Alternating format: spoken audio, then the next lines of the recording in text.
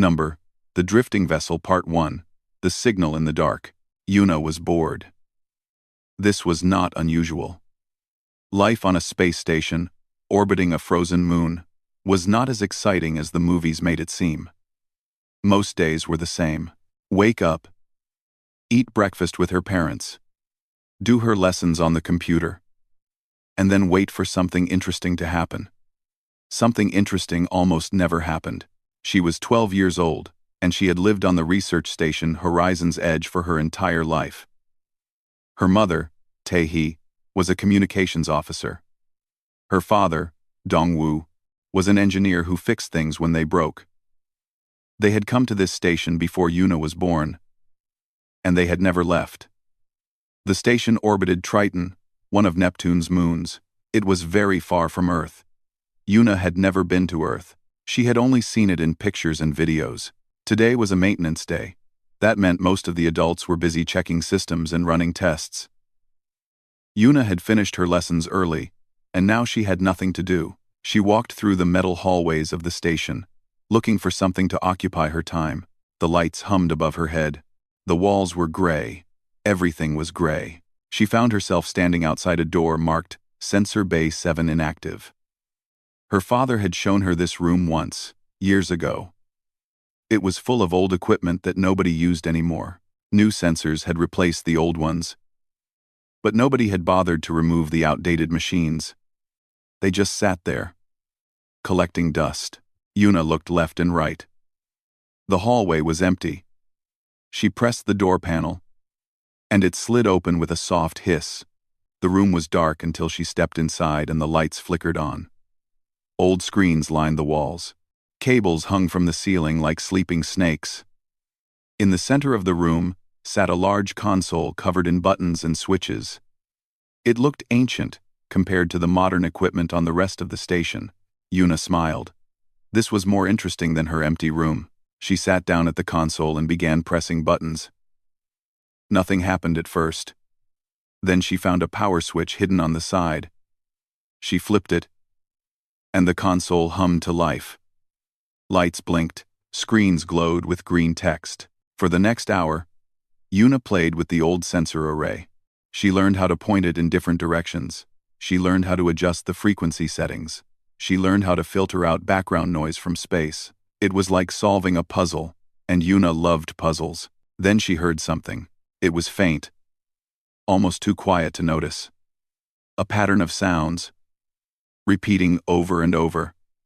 Beep, beep, beep, beep, beep, beep, beep. The same sequence, again and again, like a heartbeat.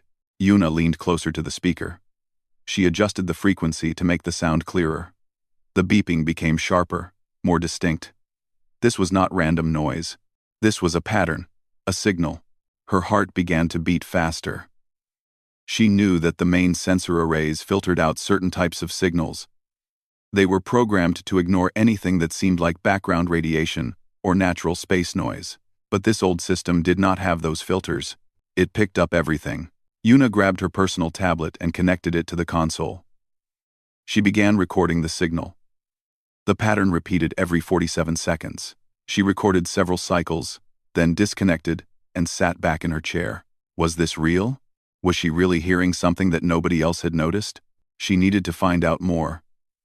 Over the past year, Yuna had been teaching herself how to use translation algorithms. It was a hobby. She liked languages, and she liked the idea of finding patterns in things that seemed random. She had never expected to actually use these skills for anything important. She opened the algorithm on her tablet and fed it the recording.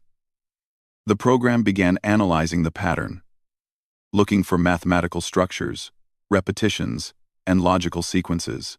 After 10 minutes, the program gave her a result. The signal was not random. It had structure. It followed rules. And based on those rules, the program suggested a possible interpretation. The words appeared on her screen. Help. We are here. Help. We are here. Yuna stared at the screen. Her hands were shaking. This could not be right. She must have made a mistake. She ran the analysis again. The result was the same. She stood up so fast that her chair fell over. She ran out of the sensor bay and down the hallway. She needed to find her parents. She needed to tell someone.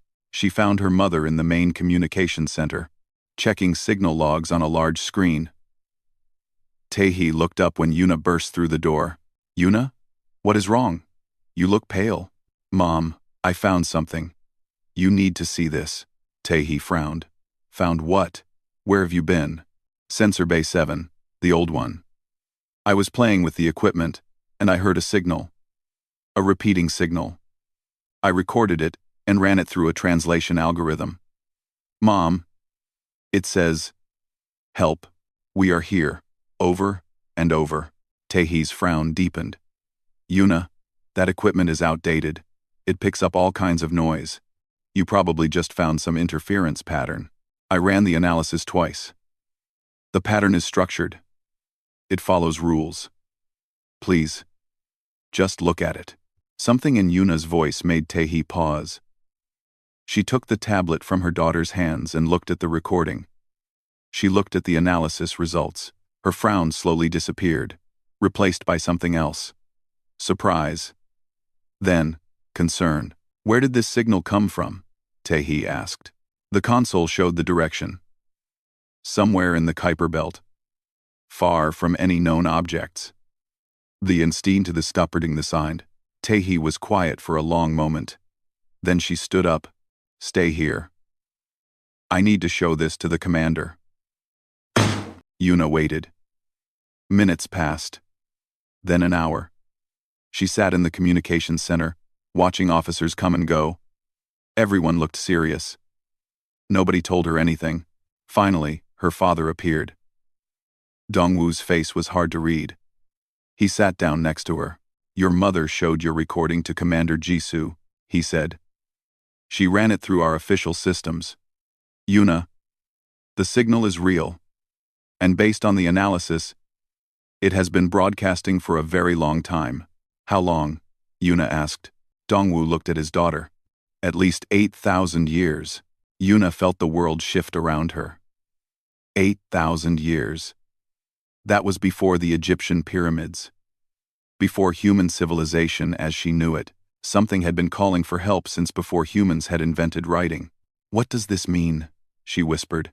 "It means," her father said slowly, "that you may have just discovered proof that we are not alone in the universe." The next few days were chaos. Scientists examined the signal. Engineers calculated the distance. Officers argued about what to do. Yuna was questioned multiple times about exactly what she had done and how she had found the signal. Commander Jisoo was a tall woman with gray hair and sharp eyes. She called a meeting of all senior staff. Yuna was not invited, but she found a place to listen, near a ventilation duct. "The signal originates from an object approximately 2 billion kilometers from our position," Jisoo said. "It is moving slowly, drifting through the Kuiper Belt. Based on its trajectory, it has been traveling for thousands of years. This is not natural. This is artificial. An alien spacecraft," someone said. "Possibly. We need to investigate. I am authorizing a reconnaissance mission." Yuna's heart leaped. A mission. They were going to find it. Then Jisoo said something else. "This mission will be dangerous and unpredictable. Only essential personnel will go. And to be absolutely clear, no children will be permitted on this voyage." Yuna clenched her fists. She had found the signal. She had made the discovery. And now they were going to leave her behind. That night, she lay in her bed and made a decision. She was not going to stay behind. One way or another, she was going to see what was out there. She was going to find out who had been calling for help across 8,000 years of darkness. Number: The Drifting Vessel. Part 2. The Wreck of the Pale Star. 3 weeks had passed since Yuna discovered the signal. The scout vessel, Careful Step, had launched from Horizon's Edge with a crew of 7. Yuna was not supposed to be among them, but Yuna was very good at fitting into small spaces. The cargo pods near the back of the ship were filled with supplies and equipment. Nobody checked them carefully before departure. Why would they? The pods were sealed and labeled. Everything was accounted for on paper. Nobody expected a 12-year-old girl to squeeze herself between containers of food packets and oxygen tanks. The journey took 19 days. Yuna survived on stolen ration bars and water from emergency supplies. She slept, curled up behind boxes. She listened to the sounds of the ship through the walls. Footsteps, voices, the hum of the engines. She was uncomfortable, hungry, and sometimes scared. But she did not regret her choice. On the 20th day, she felt the ship slow down. The engines changed their sound. They had arrived. Yuna carefully opened the cargo pod hatch and crept into the corridor. She made her way to the observation deck, staying in shadows and hiding when she heard footsteps. When she finally reached the large window at the front of the ship, she stopped breathing. The alien vessel hung in the darkness of space like a sleeping giant. It was enormous. Nearly 2 kilometers long, the ship curved gracefully, shaped like something that might swim through water rather than fly through space. Its surface was white, or had once been white, now gray and scarred by thousands of tiny impacts. Holes dotted its hull where space debris had punched through over millennia. No lights shone from its windows. No engines glowed. It was dead. Drifting silently through the endless black, Yuna stood frozen, staring at it. This was real. This was actually real. "What are you doing here?" Yuna spun around. Her father stood behind her, his face pale with shock and then red with anger. "Yuna, when did you? We have been in space for 3 weeks. I hid in the cargo pod," Yuna said quietly. "You hid in? Do you have any idea how dangerous that was? You could have died. There is no extra oxygen allocated for you. No food planned. No." Dongwu stopped and took a deep breath. He looked like he wanted to shout, but he was also shaking with relief. He pulled her into a tight hug. "You foolish, brave, impossible girl," he whispered. The discovery of Yuna's presence caused an uproar. Commander Jisoo was furious. She threatened punishments and demanded to know how security had failed so completely. But there was nothing to be done now. They could not turn back. They could not send Yuna home. She was here, and she would have to stay. "She will remain on the ship at all times," Jisoo ordered. "Dongwu, you are responsible for her. She does not leave your sight." Yuna nodded obediently. She had no intention of obeying. The boarding team prepared to enter the alien vessel.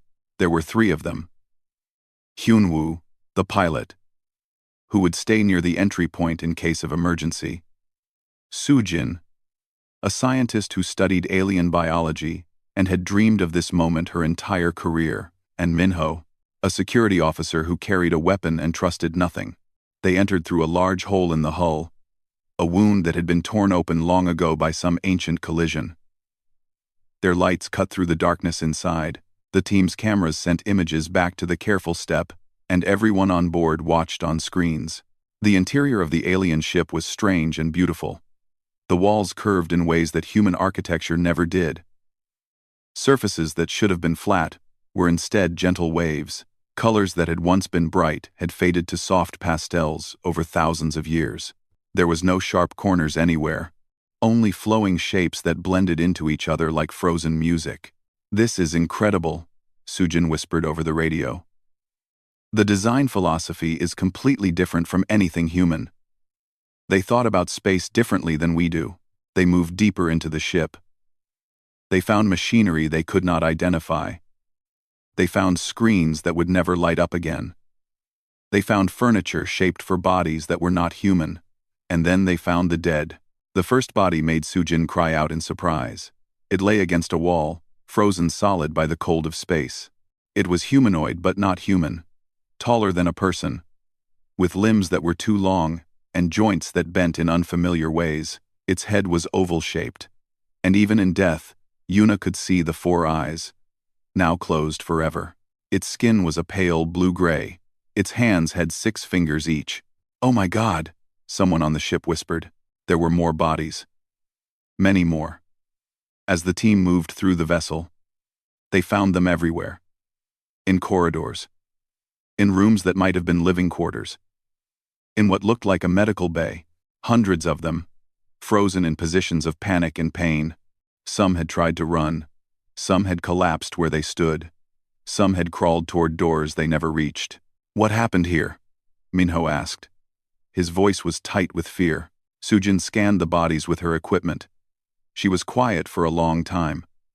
When she spoke, her voice was heavy. "Disease," she said. "Some kind of pathogen. I can see the damage in their tissues. Whatever this was, it moved fast. Very fast. These people died within days, maybe hours, of infection." "A plague ship," Hyunwoo said quietly. "They have been drifting here for 8,000 years. A tomb in the stars." Back on the careful step, Yuna watched the screens with tears in her eyes. These beings had been people.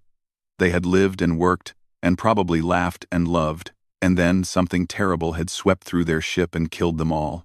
Their distress signal had called out for help across the centuries, but no help had ever come. Until now. When it was far too late, her father put a hand on her shoulder. "Are you all right?" "They were alone," Yuna said. "They died alone, and nobody came." The team continued their exploration. They documented everything. They collected samples. They mapped the sections of the ship they could access. Hours passed. Yuna watched and waited. Something felt wrong to her, though she could not explain what. She studied the layout of the ship on the screens. The team had covered a lot of ground, but there were sections they had not explored. Sealed doors, blocked passages. Then she saw it. On the corner of one screen, barely visible, a corridor that the team had passed without entering. It was half hidden by debris. Easy to miss, but Yuna had spent her whole life looking for things that others overlooked. That was how she had found the signal in the first place. "Dad," she said, "what is down that hallway?" Dongwoo looked where she was pointing. "I do not know. The team did not go that way. Can you ask them to check?" Dongwoo frowned but relayed the question to Commander Jisoo. Jisoo passed it to the team. There was a pause, then Sujin's voice came back. "We see the corridor. Stand by." They watched as the team backtracked and found the passage Yuna had noticed. It was narrow and dark. At the end was a door. Sealed, tight. "There is power here," Minho said with surprise. "A small amount, but the door has an active lock. Can you open it?" Jisoo asked. There was silence. Then a click. The door slid open. Inside was a small chamber. And in the center of the chamber was a pod, different from anything else they had seen on the ship. It was sleek and smooth, covered in symbols that might have been writing. Lights blinked slowly on its surface. Green lights. Living lights. "Commander," Sujin's voice was barely a whisper. "There is something alive in here. The pod has life signs. Faint, but present. Someone survived." Yuna's heart stopped. Then it began to pound so hard she thought everyone could hear it. 8,000 years of drifting through the dark. 8,000 years of silence. And someone was still alive. She pushed away from her father and ran for the airlock. She heard shouts behind her. She did not stop. She grabbed a suit and began putting it on. Her hands were shaking. Her father caught up to her and grabbed her arm. "Yuna, stop. You cannot go over there." "I found them," Yuna said. "I found the signal. I found the corridor. I have to see this. Please, Dad. Please." Dongwoo looked at his daughter. He saw the determination in her eyes. He saw the same curiosity that had led her to an abandoned sensor bay and changed everything. He sighed. "If the commander does not kill us both, I will take you across. But you stay behind me. Always." Together, father and daughter crossed the void between ships and entered the ancient vessel. They followed the path the team had taken. They passed the bodies without looking too closely. They reached the sealed chamber. Sujin was standing over the pod, running scans. She looked up when Yuna entered. "You should not be here," she said. But her voice was gentle. "I know," Yuna replied, "but I am." "What do we do now?" "Onritter." Sujin looked at the pod. The lights blinked steadily, patient and calm. Now, she said, we wake them up. Number: The Drifting Vessel. Part 3. The Survivor. Yuna stood perfectly still as Sujin worked on the pod. The scientist moved carefully, studying the symbols on the surface, testing connections, and measuring the faint power that still flowed through the ancient machine. Everyone else had gathered in the small chamber. The air was tense with fear and hope. The stasis system is failing, Sujin said quietly. It has kept this individual alive for 8,000 years. But it was never meant to run this long. If we do not wake them soon, they will die anyway. The pod's power will run out within days. Commander Jisu's voice came through the radio from the careful step. What are the risks of waking them? Unknown. We do not know their biology. We do not know how they will react. We do not know if the disease that killed the others is still active in their body. So the risks are everything. Yes. There was a long silence. Then Jisu spoke again. We did not come all this way to watch the last survivor die in a box. Wake them. But everyone wear full protective suits and maintain distance. If anything goes wrong, seal the chamber and return to the ship. Sujin nodded. She found what looked like a control panel on the side of the pod. The symbols meant nothing to her. But there were patterns. After several minutes of careful experimentation, she pressed a sequence that felt right. The pod hummed. The green lights changed to blue. A soft hissing sound filled the chamber as seals released and gases vented. The lid of the pod began to rise. Yuna held her breath. Everyone held their breath. Inside the pod lay a being unlike anything Yuna had ever imagined. It was tall, even lying down probably 2 meters or more. Its skin was pale, purple, smooth, like silk. Its limbs were long and graceful, with joints that bent at different angles than human joints. Its hands had 6 fingers, delicate and thin. Its face was oval-shaped, with high cheekbones and a small mouth. And its eyes, 4 of them, arranged in pairs, were closed. Then the eyes opened. They were gold. Bright, shining gold, like coins catching sunlight. The 4 eyes moved independently at first, then focused together on the figures standing around the pod. The being's mouth opened, and a sound came out. It was musical, like someone singing a single note, but filled with fear. It is okay, Yuna said without thinking. You are safe. We are here to help. The being's golden eyes fixed on her. It was trembling. It tried to sit up, but was too weak. Sujin moved forward slowly, hands raised to show she meant no harm. Easy, Sujin said. You have been asleep for a very long time. Your body needs time to adjust. The being spoke again. The sounds were beautiful but meaningless. There was no way to understand. Yuna pulled out her tablet. She still had the translation algorithm she had used to decode the distress signal. Can we record what they are saying? What? She asked. If we get enough samples, maybe we can start to understand. Sujin nodded. Good thinking. Over the next several hours, they worked to establish communication.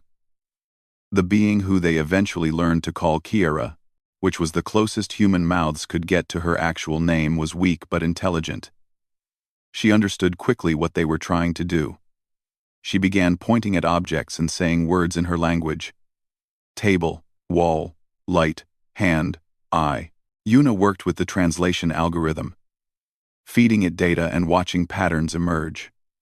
The alien language was complex, full of musical tones and subtle variations. But it had structure, rules, logic, and slowly, piece by piece, understanding began to form. The first real sentence Kira spoke that the translator could interpret was, "Where is everyone?" The humans looked at each other. Nobody wanted to answer. Finally, Sujin spoke gently. "They are gone. The sickness took them. You are the last." Kira's 4 eyes closed. A sound escaped her throat, not words, but grief. Pure, raw grief. She had known. Yuna realized. Somewhere inside, she had known. but hearing it confirmed broke something in her. Yuna did something then that surprised everyone, including herself. She moved forward and took Kira's six-fingered hand in her own. The alien's skin was cool and smooth. Kira's eyes opened and looked at the small human girl holding her hand. "I am sorry," Yuna said. "I am so sorry." Kira did not understand the words yet. But she understood the tone. She understood the touch. Her fingers curled around Yuna's, and she held on like someone drowning. Over the following days, Kira grew stronger. The humans brought her back to the careful step, where the medical bay could better support her recovery. The translation algorithm improved with each conversation, and soon Kira could communicate in broken but understandable phrases. She told them about her people, the Velith. They had come from a world circling a distant star, 12,000 light-years away. They were explorers, travelers who moved slowly across the galaxy in great ships that carried entire communities. The vessel now drifting in the Kuiper Belt had been home to over 3,000 Velith. They had been traveling for generations, mapping stars and collecting knowledge. Then they had stopped at a small moon to gather resources. Something there, something microscopic and invisible, had hitched a ride on their equipment. Within a week, the first Velith fell sick. Within a month, almost everyone was dead. Kira had been a junior navigator, young and low-ranking. When she realized she was not sick, while others around her were dying, she had panicked. She had found an emergency stasis pod and sealed herself inside, hoping someone would come to rescue her. No one had. Until now. "Your people," Kira said one evening, sitting with Yuna in the ship's small garden room, where plants grew under artificial light.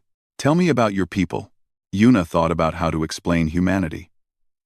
"We come from a planet called Earth. It is far from here, closer to our sun. We have only been traveling in space for about 300 years. Kira's golden eyes widened. 300 years? That is very short. Is that bad? No, it is remarkable. Kira paused, thinking. The Velith were a spacefaring people for 11,000 years before we achieved the technology your ship uses. You have done in 300 years what took us 11,000. Yuna did not know what to say. She had never thought of humans as particularly special. They were just humans. They made mistakes. They fought wars. They polluted their planet. But here was this ancient being, survivor of a civilization that had traveled the stars for millennia. And she was looking at humans with something like awe. "How?" Kira asked. "How do you advance so quickly?"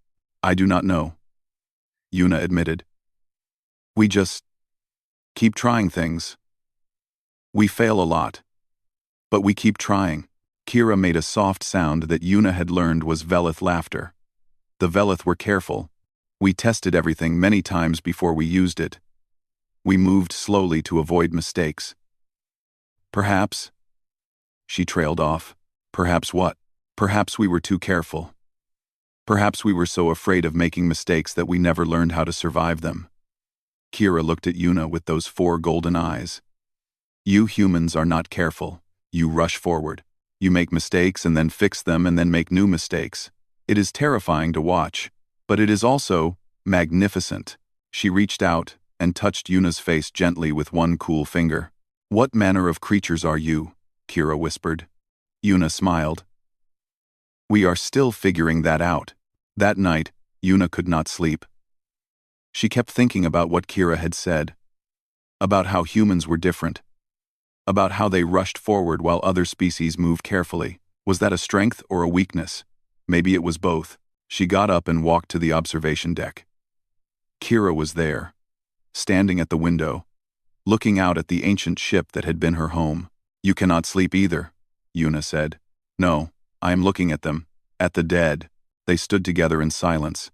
The Velith ship hung in the darkness, scarred and broken, and full of frozen bodies. "I have to remember them," Kira said. "I am the last. If I forget, then they are truly gone. All their stories, all their songs, all their dreams, gone." Yuna took her hand. "We will help you remember. Whatever you need, stories, recordings, monuments. We will help you preserve them. They will not be forgotten. I promise. Kira looked down at the small human girl. In Velith culture, children were precious and protected, kept far from danger and difficulty. Yet here was this child, who had stowed away on a dangerous mission, who had decoded an ancient signal, who had found a hidden chamber, who now stood offering comfort to an alien survivor 8,000 years out of time. You are young, Kira said, but you have an old soul. Yuna did not know what to say, so she just squeezed Kira's hand tighter. Come on, she said. Let me show you something called hot chocolate. Humans drink it when they are sad. It helps. A little. Kira followed the girl to the ship's small kitchen. Outside the window, the Velith ship drifted on, silent guardian of the dead. But inside the human vessel, warmth and life continued. Two species, one ancient and one young, sharing a cup of something sweet in the darkness between stars. It was a small moment. But small moments, Yuna thought, were often where the biggest things began. The Drifting Vessel, Part 4, Legacy of the Velith. The news reached Earth in a burst of light that changed everything. First contact, an alien civilization, a survivor, a 12-year-old girl who had started it all by playing with old equipment in an abandoned room. Yuna watched the reaction unfold from the safety of Horizon's Edge, where the careful step had returned after its historic mission. The station's communication screens showed news broadcasts from every nation on Earth. People cheered in the streets, religious leaders debated what this meant for their beliefs, politicians made speeches about unity and the future of humanity. Scientists wept with joy, and everyone wanted to see Kira. The Velith survivor was still weak. 8,000 years of imperfect stasis had damaged her body in ways that human medicine could only partly understand. She tired easily. She sometimes forgot where she was, but her mind was sharp, and she had work to do. I must give you what we had, she told the human scientists who gathered around her. The Velith are gone, but our knowledge does not have to die with us. Teams of engineers transported equipment from the ancient Velith ship. They brought crystalline objects that Kira called data cores, storage devices, that held the accumulated wisdom of her civilization. At first, no one could read them. The technology was too different. But Kira guided them, explaining concepts and methods, and slowly the secrets began to unlock. What they found was beyond anything humans had imagined. Star maps showing regions of space that humanity had never explored. Mathematical formulas that solved problems physicists had struggled with for centuries. Medical knowledge about diseases that had killed millions of humans. Engineering designs for engines that could travel faster than anything humans had built. Art, music, poetry, philosophy. Thousands of years of culture preserved in glowing crystal. This is. One scientist, an older man named Junwoo, could not finish his sentence. He just stared at the screens filled with Velith symbols being slowly translated into human languages. This is a gift, Kira said. The only gift I have left to give. Yuna spent most of her time with Kira during these days. The adults were busy with politics and science, and the 1,000 practical problems that came with first contact. But Kira needed something simpler. She needed a friend. They would sit together in the garden room, surrounded by green plants from Earth. Kira would tell stories about the Velith, their customs, their celebrations, their way of seeing the universe. Yuna would tell stories about humans, their history, their conflicts, their strange habit of doing impossible things just because someone said they could not. Your people fought wars, Kira said one day. Many wars, terrible wars. The records we intercepted over the centuries showed this. Yes, Yuna admitted. We hurt each other a lot. The Velith never had large wars. We had conflicts, disagreements, but never destruction on the scale humans have achieved.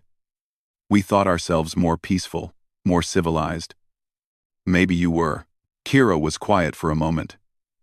Perhaps, but we also never had to rebuild after destruction.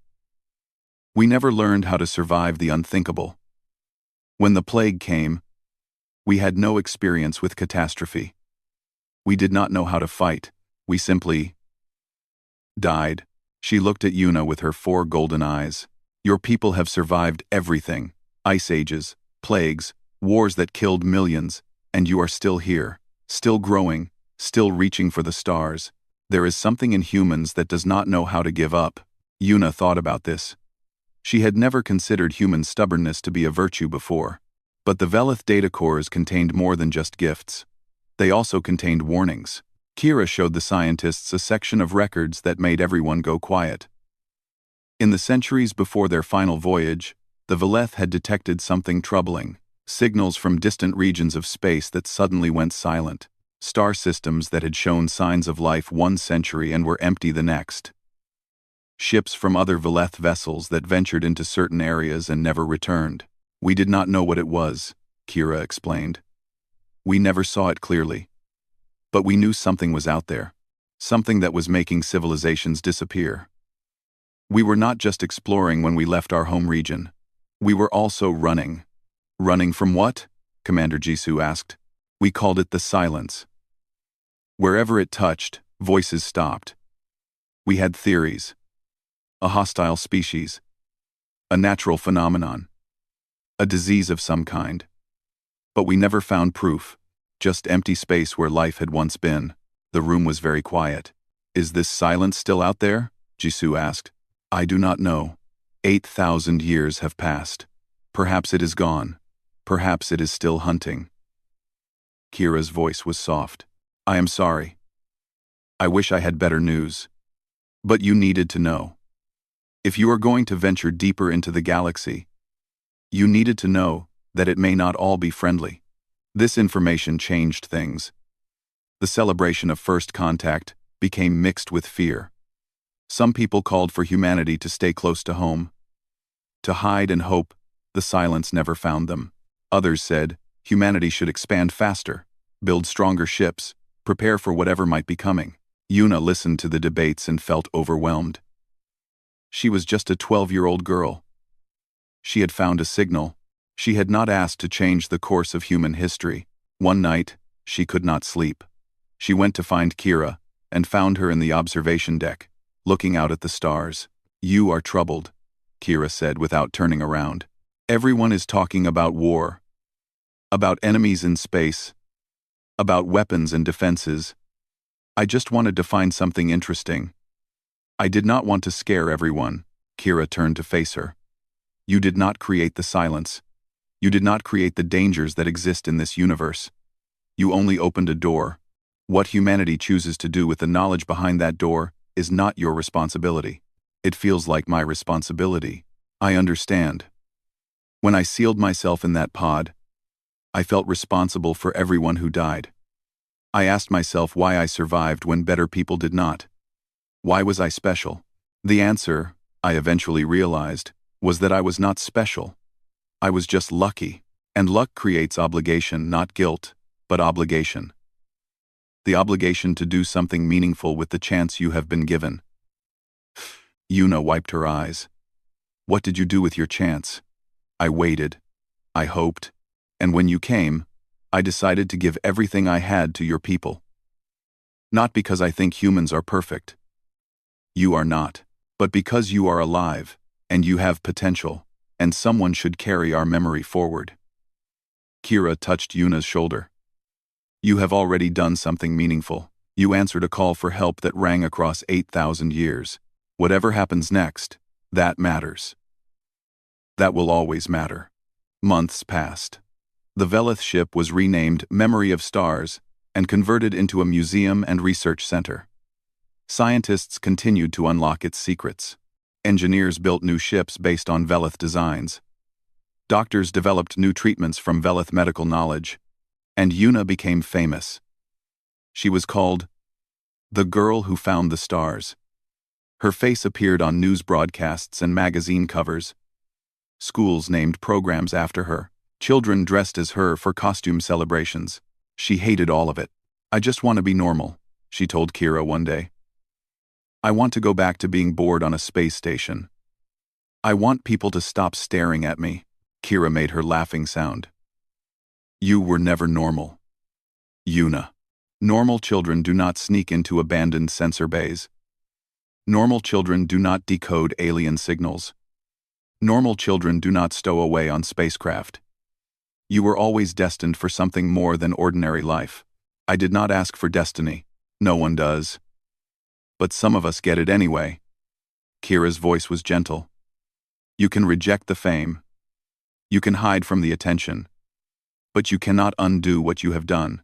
You changed your species. You gave them the stars. That is not a burden. That is a gift. Yuna looked out the window at the memory of stars, floating peacefully in the distance. What do I do now? She asked. Now? Kira smiled. Now you grow up. You learn. You discover who you want to be. The universe is opening before you. Yuna. You do not have to figure out everything today. That evening, Kira asked Yuna for help with something special. The Veleth had a tradition when someone died, their loved ones would sing a song into the void, so that the universe would know they had existed. Kira had never sung the funeral song for her people. There had been no one to share it with. Until now. They stood together in the memory of stars, in a chamber that had once been a gathering hall. Kira taught Yuna the simple human version of the words, a promise that those who had lived would not be forgotten. Then Kira began to sing. The sound was unlike anything Yuna had ever heard. Beautiful and sad and ancient. It filled the empty ship and echoed off walls that had been silent for 8,000 years. It was a song for 3,000 souls who had died alone in the dark. A song for a civilization that had explored the stars and then faded away. A song for everyone who had ever been lost and forgotten. When it was over, Kira activated the ship's communication array. The song was broadcast into deep space, traveling at the speed of light toward distant stars. Maybe no one would ever hear it. Maybe the universe would simply swallow it up. But maybe, somewhere out there, someone was listening. Thank you, Kira whispered to Yuna, for helping me say goodbye. Yuna held her friend's hand as the last notes faded into the infinite dark. You are not alone anymore, Yuna said. I promise, none of us are alone anymore. The Drifting Vessel, Part 5. The Torch Passes. 5 years had changed everything. Yuna stood at the window of her quarters aboard the research station Horizon's Edge, looking out at the stars she had known all her life. She was 17 now, taller than her mother, with the same sharp eyes and stubborn jaw. Her hair was longer, usually tied back in a practical knot. Her hands, once soft from a life of indoor study, were now calloused from years of working with tools and equipment. The universe had changed too. The Veleth archives had given humanity a leap forward of centuries. New ships traveled faster and farther than anyone had thought possible. Colonies were being planned for distant moons and planets. A generation of children was growing up knowing that humans were not alone in the universe, and that the universe could be dangerous. But some things had not changed at all. Kira was dying. The Veleth survivor sat in a chair in the medical bay, wrapped in blankets despite the warmth. Her purple skin had faded to pale gray. Her golden eyes, once bright, were now dim. 8,000 years of damaged stasis had finally caught up with her. Her body was failing, and there was nothing human medicine could do. You should not look so sad, Kira said when Yuna came to visit. Her voice was weak, but still musical. I have lived longer than any Veleth ever expected. I have seen wonders I never imagined. And I have made friends across species. That is more than enough for one life. Yuna sat beside her and took her hand. It was cold now, the blood too weak to warm the extremities. I am not ready for you to go. No one is ever ready. But that does not mean we are not prepared. Kira squeezed Yuna's fingers with what little strength she had. I need to give you something. Before the end. She reached into the folds of her blanket and pulled out an object. It was a pendant made of crystal, about the size of a small egg, hanging from a chain of woven metal. Inside the crystal, lights swirled in patterns of blue and gold. This is a genetic archive, Kira explained. It contains the complete biological information of the Veleth species. Every gene, every sequence, everything needed to recreate our bodies, if not our minds. Yuna stared at the pendant. You mean, your people could live again? Perhaps. The technology does not exist yet, but humans are clever. In 100 years, 1,000 years, who knows what will be possible? I am giving you the future of my species, not because I expect miracles, but because hope should not die when I do. Yuna took the pendant.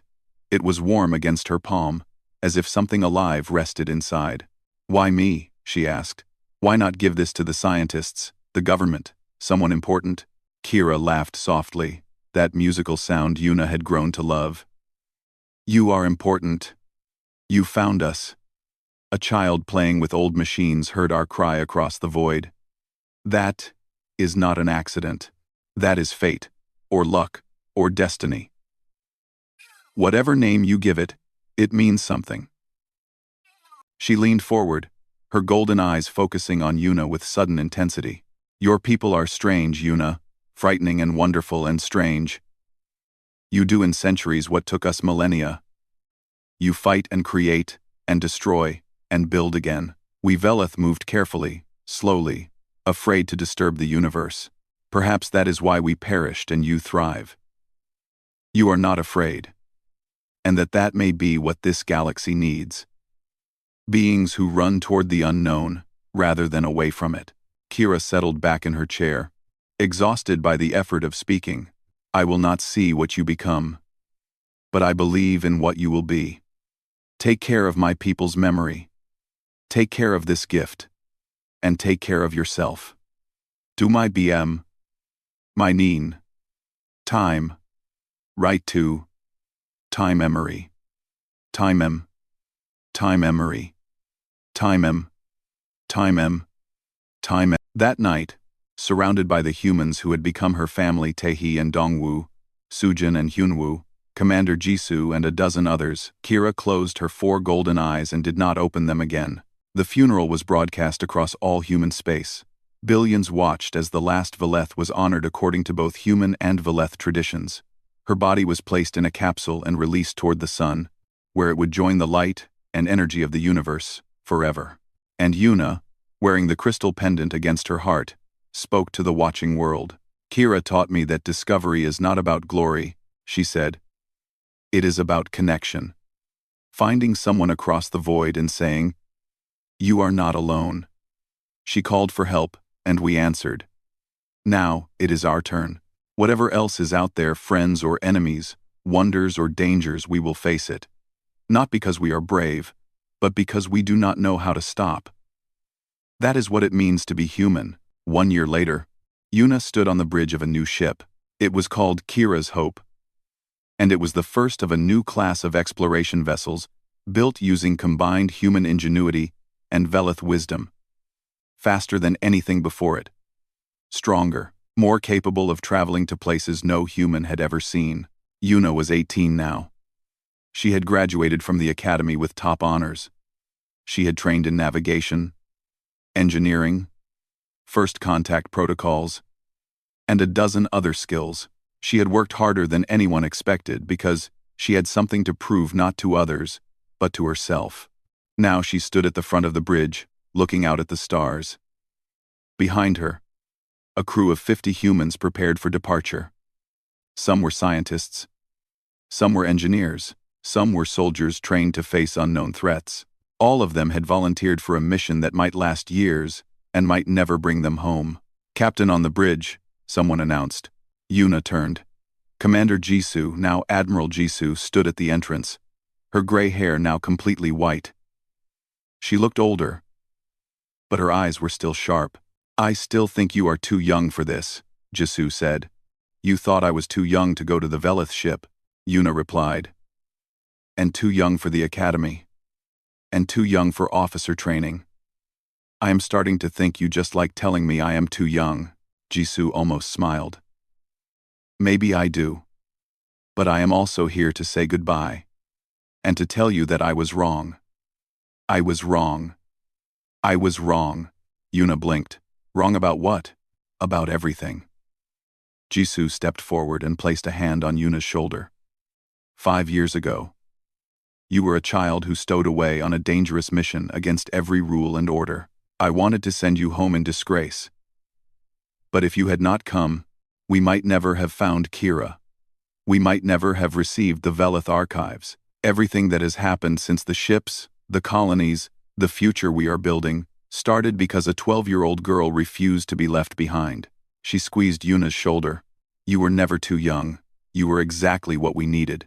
Yuna did not trust herself to speak. She just nodded. Jisoo stepped back. Good luck, Captain Yuna. Find something wonderful out there. And come home. I will try my best, Admiral. Jisoo left. The bridge crew took their stations. Systems hummed as the ship prepared to leave the solar system that had been humanity's only home for millions of years. Yuna touched the crystal pendant at her chest. Inside, the genetic code of an entire species waited for a future that might never come. But hope, she had learned, was not about certainty. It was about carrying a light into the darkness and refusing to let it go out. Navigation, she said. Set course for the Kepler sector. We have received a signal from the deep space array. Something is out there. Something we have never seen before. Course laid in, Captain. Yuna looked out at the stars. Somewhere in that vast darkness, answers waited. Dangers too. Perhaps. The silence that had frightened the Velith might still be out there. Watching. Waiting. But humanity would not hide. That was not who they were. All hands, Yuna said, her voice steady. Prepare for jump. The engines powered up. Light gathered around the ship, bending space itself. And then, in a flash of energy and motion, the Kira's Hope leaped forward into the unknown. In the observation deck, a young ensign named Minjae watched the stars stretch into lines of light. He was 12 years old, the youngest person ever assigned to an exploration vessel, granted special permission because of his exceptional skills in linguistics and pattern recognition. He was there because Yuna had requested him personally. Because she remembered being 12 and curious and eager to see what was beyond the next horizon. The ship shot forward into darkness, carrying with it the hopes of 2 species and the promise of countless more yet to be found. Behind them, the solar system grew small and then disappeared entirely. But they were not alone. They carried their history with them. They carried their memories. They carried a funeral song broadcast into the stars and a promise that no cry for help would go unanswered. And somewhere, in the vast and silent universe, something was listening. Something was waiting to be found.